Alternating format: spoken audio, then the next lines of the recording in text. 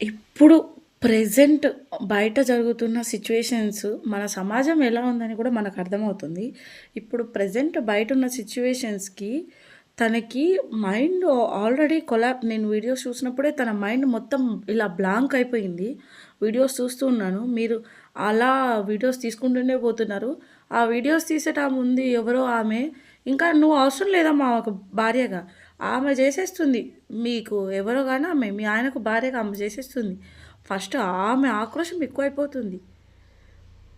ఇప్పుడు మీరెవరైతే ఇదంతా చేశారో, మీరు వీడియోస్ డిలీట్ చేసిన చాలామంది మొబైల్స్‌లలో అవి ఇంకా రన్ అవుతూనే ఉన్నాయి కొన్ని సోషల్ మీడియాస్‌లలో. అది మీకు తెలియట్లేదు. ఒకవేళ ఆ అమ్మాయికైనా ఏదన్నా రాంగ్ స్టెప్ తీసుకుంది అంటే మాత్రం మీకు ఉంటుంది, మామూలుగా ఉండదు. మొత్తం అప్పుడు అబ్బాయి తప్పు, అమ్మాయి తప్పు అదేముండదు. మొత్తం ఒక వైపే వెళ్తుంది. ఆ అమ్మాయి వైపే వెళ్తుంది. అదెందుకు ఆలోచించలేదు మీరు ఫస్ట్ ఆఫ్ ఆల్? అలా మీరు కొడుకుని అలా మీ అబ్బాయే కదా! అలా ఎందుకు అలా ఓపెన్‌గా పెట్టేశారు? రేపు వాడి ఫ్యూచర్ ఏంటి? ఇక్కడ వాళ్ళిద్దరి ఫ్యూచరే ఆలోచిస్తున్నారు చాలామంది. ఆ అమ్మాయి ఏం చేసుకుంటుందనేది ఎవరు ఆలోచించట్లేదు. ఇంకోటి ఆ బాబు చిన్న బాబు ఫేస్ ఎందుకు రెన్యూల్ చేశారు మీరు? వాడి ఫ్యూచర్ ఏంటి రేపు? మీరు ఇవేమీ ఆలోచించకుండా మీ ఇష్టం వచ్చినట్టు మీరు చేసేస్తున్నారు. ఫస్ట్ అవి కొన్ని ఆలోచించండి. ఇంకొకటి తను ఏ డిసిషన్ తీసుకోకుండా సాఫ్ట్‌గా వెళ్ళిపోవాలని లేదా కూర్చొని మాట్లాడండి. మీరు దీనికి ఇంకో వీడియో పెట్టండి. అంతేకానీ మీరు మాత్రం ఇలా చేసింది ముమ్మాటికి తప్పే.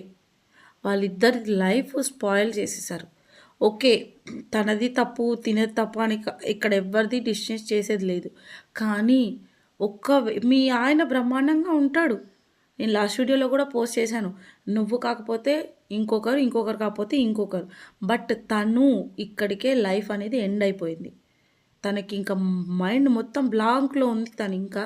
అదే షాక్‌లో ఉంది. దానికి ఇంకా ఏమన్నా జరగరానిది జరిగితే మాత్రం మీకుంటుంది. ఎందుకు చెప్తున్నానో అర్థం చేసుకోండి. First of all. ఎంతైనా ఆడోళ్ళ భార్యలు కదా! అలానే అర్థం చేసుకుంటారు. కానీ తిరిగి మీ మీదకొచ్చినప్పుడు మీకు అర్థమవుతుంది అదేంటి అనేది.